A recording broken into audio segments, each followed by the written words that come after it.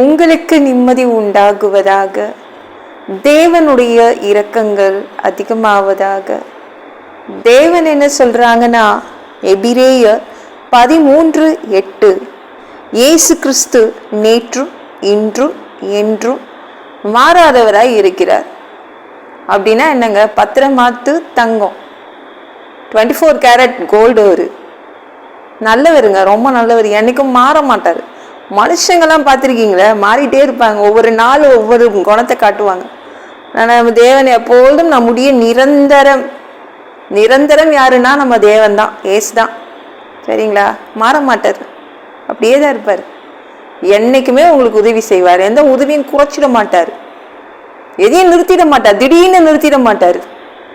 என்றைக்குமே அவர் உதவி செய்வார். மனுஷனை நம்பி மூட் ஆஃப் ஆகி உட்கார்ந்துட்டு இருக்கீங்களா? மனசு உடஞ்சி போய் உட்கார்ந்துட்டு இருக்கீங்களா? ஃபஸ்ட்டு நல்லா இருந்தாங்கங்க, நேற்று நல்லா இருந்தாங்க, ஆனால் இன்னைக்கு வேற மாதிரி மாறிட்டாங்க. ஆனால் நம்ம தேவன் மாறாதவர், மாறவே மாட்டார். நேற்றும் இன்றும் என்றுமே அவருடைய குணம் மாறவே மாறாது. சரிங்களா? எப்போதும் ஒரே மாதிரி இருப்பார். அவர் தான் நம்ம இயேசு. சரிங்களா? நிரந்தரமான ஒரு துணை, நம்முடைய நிரந்தரம். இப்போ கவர்மெண்ட் ஜாப் தான் எல்லாரும் பெர்மனன்ட் நம்மளுக்கு அப்படின்வோம், நிரந்தரம் அப்படின்வோம்.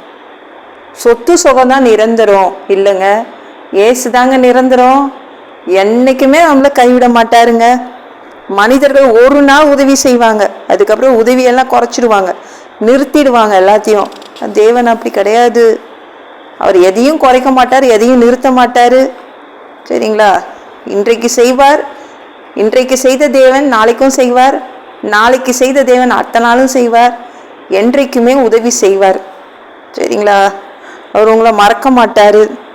ஒரு விஷயத்துக்கு கூட மனிதர்களை பார்க்காதீங்க, மனிதர்களை நம்பாதீங்க. ஒரு சின்ன விஷயமா இருந்தால் கூட மனிதர்களை நம்பாதீங்க. நம்பி நம்பி மனசு உடஞ்சி போகாதீங்க.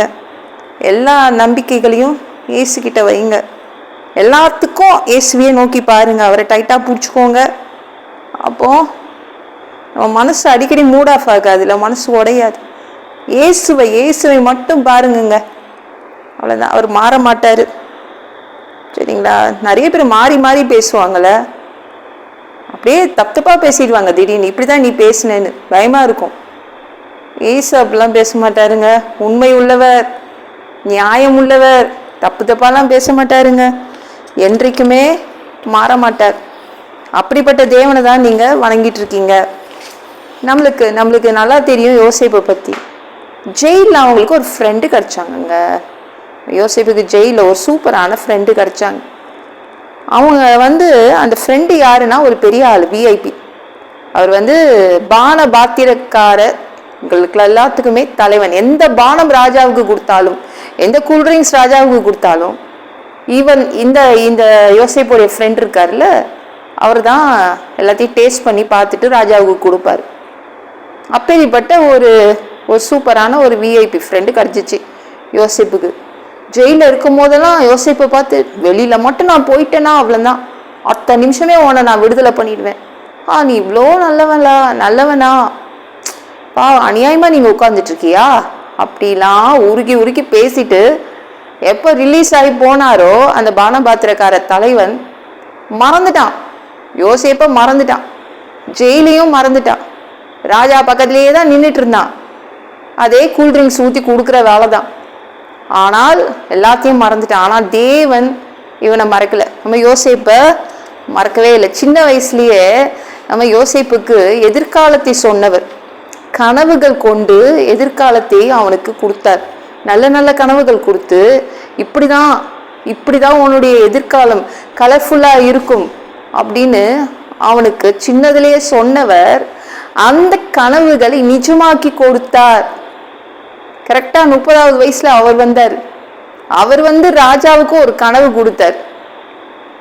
அப்போதான் நம்ம பானபாத்திரக்கார தலைவனுக்கு கனவுனோடனே ஞாபகம் வந்துருச்சு யோசேப்பு. ஐயோ, யோசேப்பு நல்ல கனவுக்கு அர்த்தம் சொல்லுவான். ஐயோ, நான் தப்பு பண்ணிட்டேன், நான் மறந்துட்டேன். அப்படிதான் மனுஷங்க. பார்த்தீங்களா? சின்ன நன்மை செய்தால் கூட ஒரு மனுஷன் நீங்கள் மறக்காதீங்க, ஞாபகம் வச்சுக்கோங்க. சரிங்களா? யாராவது ஒரு குட்டி நன்மை செய்திருக்காங்கன்னு வச்சுக்கோங்க, ஒருத்தங்க ஒரு மனசுக்கு இதமாக பேசினா கூட மறக்காதீங்க.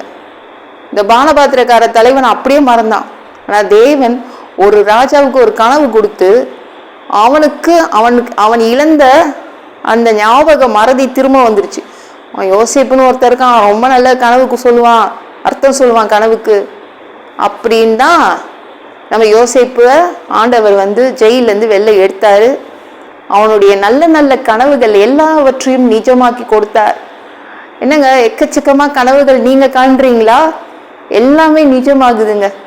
உங்களுடைய அழகிய கனவுகள், உங்க மனசுக்குள்ள எக்கச்சக்க கனவுகள் இருக்குல்ல, இப்படி இருக்கணும், அப்படி இருக்கணும், என் பிள்ளைங்களை இப்படி பச்சுக்கணும், என் பசங்களை இதை மாதிரி நான் படிக்க வைக்கணும், இப்படி கல்யாணம் பண்ணி கொடுக்கணும், எத்தனையோ கனவுகள் வச்சிருக்கீங்களே. அந்த வண்ணமிகு கனவுகள் எல்லாம் நிஜமாகும். யாரால? மனிதர்களாலையா? இல்ல, என்றைக்கும் மாறாத நம்ம இயேசுவால், நேற்றும் இன்றும் என்றும் மாறாத இந்த இயேசு உங்களுடைய கனவுகளை நிஜமாக்கி தருவார். ஓகேங்களா? இந்த வீடியோ பிடிச்சிருந்துச்சுன்னா மற்றவங்களுக்கு ஷேர் பண்ண மறக்காதீங்க. கர்த்தர் தாமே உங்களை ஆசீர்வதிப்பாராக. ஜெபம் பண்ணலாமா? அன்பு பிதாவே, உங்க பிள்ளைங்க உங்க பாதத்துல வந்திருக்காங்கப்பா. சாமி இரக்கம் செய்யுங்க, இறங்குங்கப்பா. உங்க பிள்ளைங்க எப்போதும் உங்க பிள்ளைங்களுக்கு நீங்க மாறாதவராய் தான் இருக்கிறீங்க.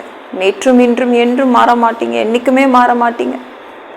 உங்க பிள்ளைங்க மேல அன்பாதான் இருப்பீங்க, எல்லாவற்றையும் செய்து கொடுப்பீங்க. எல்லா கனவுகளையும், உங்க பிள்ளைங்க காண்கின்ற அத்தனை கனவுகளையும் நிஜமாக்கி கொடுக்க போறீங்க. நன்றி.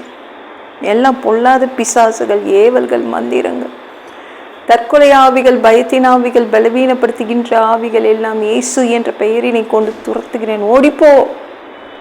உங்க பிள்ளைங்கள ரத்த கோட்டிக்குள் மறைச்சுக்கோங்க. பரிசுத்த ஆவியால் நிரப்புங்க. ஞான ஸ்நானம் எடுக்கணும். ரட்சிப்பீராக இயேசுவின் காயப்பட்ட தழும்புகளை. எல்லா வியாதிகளும், எல்லா பலவீனங்களும், கேன்சர் போன்ற வியாதிகளும் சரியாகுவதாக, மரணப்படுக்கைகள் சரியாகுவதாக, பரம்பரை வியாதிகள் சரியாகுவதாக. அப்பா, உங்க பிள்ளைங்களை நோயாளியா வைக்காதீங்கப்பா. சுகமாக்கி உங்க பிள்ளைங்களை நல்ல தீர்க்காயுசோடு வச்சுக்கோங்கப்பா. நன்றி ராஜா. எங்களுக்கெல்லாம் டாக்டர் நீங்க தான்ப்பா.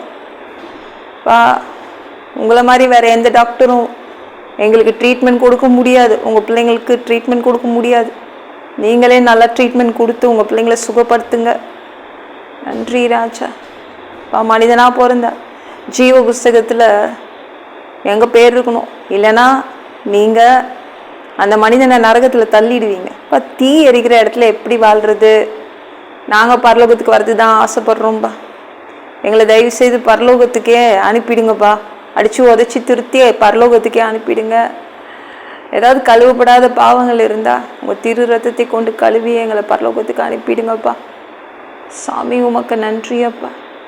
எந்த ஒரு இமைப்பொழுது நீங்க வருவீங்கன்னு இயேசுவை வணங்கி வணங்கி காத்துட்ருக்கோம். இப்போ சுத்தமாக வாழ்ந்து வாழ்ந்து காத்துட்ருக்கோம். அந்த இமைப்பொழுது ஒரு புதிய உடம்பு, உங்களுக்கு ஒப்பான ஒரு உடம்பு எங்களுக்கு கொடுக்கப்படும். அதை பெற்றுக்கொண்டு மதிய வானத்தில் உங்களை சந்திக்க நாங்கள் வருவோம். அந்த தருணத்தை நாங்கள் இழந்திடக்கூடாதுப்பா. மனிதர்கள் சுத்தமாக வாழ்றது கூடாத காரியம். அதற்கு கூட உங்கள் உதவி தான் தேவைப்படுதுப்பா. 7 வருட அந்தி கிறிஸ்து ஆட்சியில் விட்டுட்டு போயிடாதீங்கப்பா. பிசாசு நடத்தும் ஆட்சியிலெல்லாம் விட்டுட்டு போயிடாதீங்கப்பா. ப்ளீஸ்ப்பா. 3வது தடவை கூட இந்த பூமிக்கு வருவீங்க. இந்த பூமியின் சொந்தக்காரராக, ஓனராக வருவீங்க. 1000 வருடம் இந்த பூமியை ஆட்சி செய்வீங்க. நன்றி அப்பா. அந்த பொற்காலத்தை பார்க்க ஆசைப்படுறோம். எல்லாவற்றையும் ஒப்பு கொடுக்குறேன். ஏசு மூலம் ஜெபம் கேளும் பிதாவே. ஆமென். நாளைக்கு பார்க்கலாம்.